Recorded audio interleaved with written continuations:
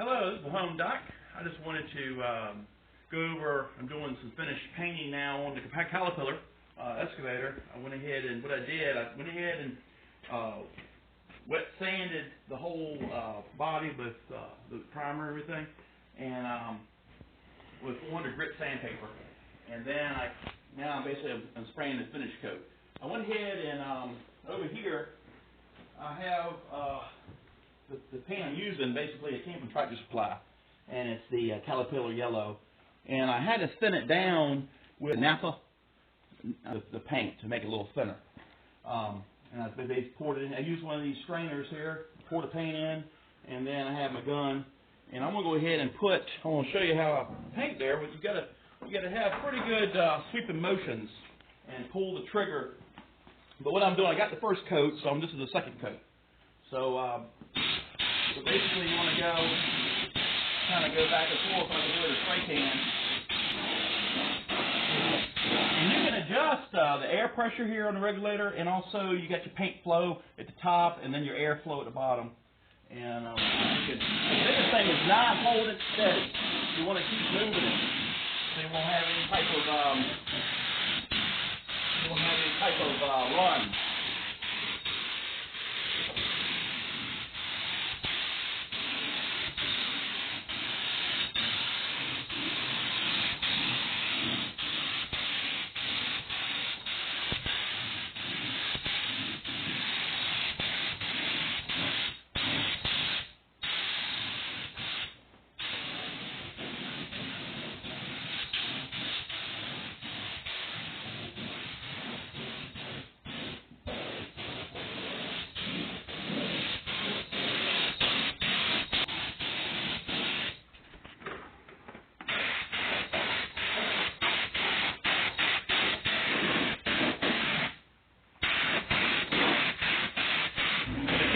Not putting, maybe putting small, not putting too thick of a coat, just put a small coat on there, and then you go back and do another coat. But you don't know, that causes, you gotta keep it moving.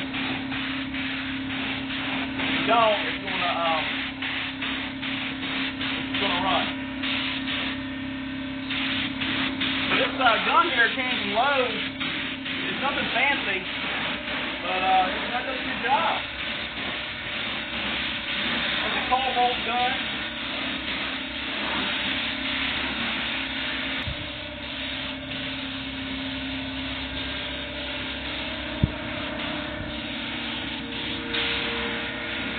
All right, I'm gonna let that dry for a minute, and let's go over here. I'm gonna show you kind of what to prep it to paint like that.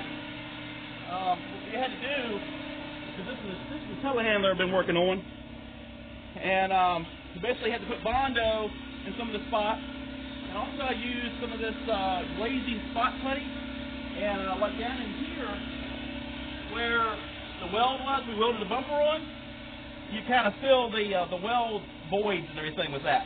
And I used that on the excavator also for a lot of the scratches and like rock chips and things like that. It's a good filler. And then after you finish putting it on, you basically come back with a wet dry sandpaper. I'm using 400 grit. This 400 grit sandpaper, which I went ahead and when I primed the excavator, I used the 400 grit and I did a wet sand on the whole body before I put the finish coat on it, the first coat. And so basically, you have some like purple stuff, and the purple stuff super clean in there with some water, and just kind of go over it, and it kind of gets it smooth. You do it by your hand, hand smooth, and that water, what it does, it basically creates a lubricant, so it won't scratch the surface as bad. It kind of makes it slicker, so it makes a nice finish. And it gets rid of the grit. The water basically gets rid of the grit and everything, so it won't be so coarse on the finish.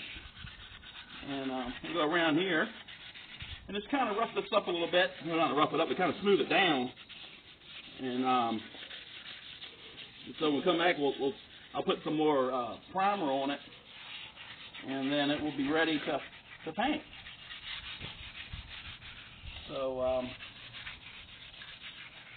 but as you can see, I went ahead today. I went ahead and cleaned the rest of the telehandler and used the grinding wheel and ground all the paint off of here, and then I used a DA sander to smooth it all out. So this is actually ready for the red oxide primer on this. And also I went ahead and I got the covers here, you know, for all the, I'm basically getting all those cleaned up, and I'll put some red oxide paint on them and then repaint them black. But and you can see I got it all down to the bare metal. And but this here wheel, that's the way to do that. I have my good old Harbor Freight grinder that I got for $10 that I have a video on. But I use this 4.5 inch flat disc, and that basically it gets all of the some of the how it does. But if we're able to get, you know, it kind of does a good job getting that paint off of there. But on here, it's really not so bad, really.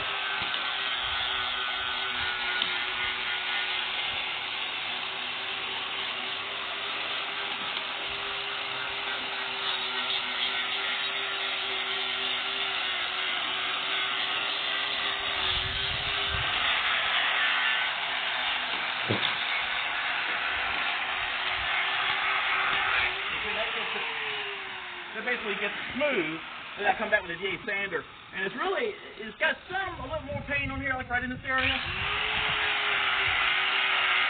let's get that kind of cleaned up.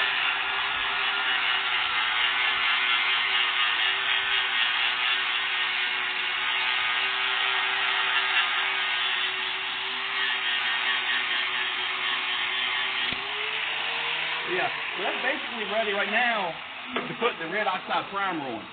So then you can come back and then you can do some sanding, and then put the some more of the putty or the glazing putty. If you have any kind of nicks or scars or anything, that will fill those in. But I appreciate you looking at the video. And I mean, it looks great. You know, I mean, basically that color, it matches pretty well with what the factory is. It's not exactly Caterpillar paint from the Caterpillar dealer, but it's pretty doggone close. And basically it's got a nice gloss to it, and it looks great. So now basically it's done. I don't have anything else left to do on that. So I put a couple of work lights on the top, but that's all about left to do. So I appreciate you watching the video, and thank you so much for your time. And please subscribe and hit the like button if you like things like this, and I really do appreciate it.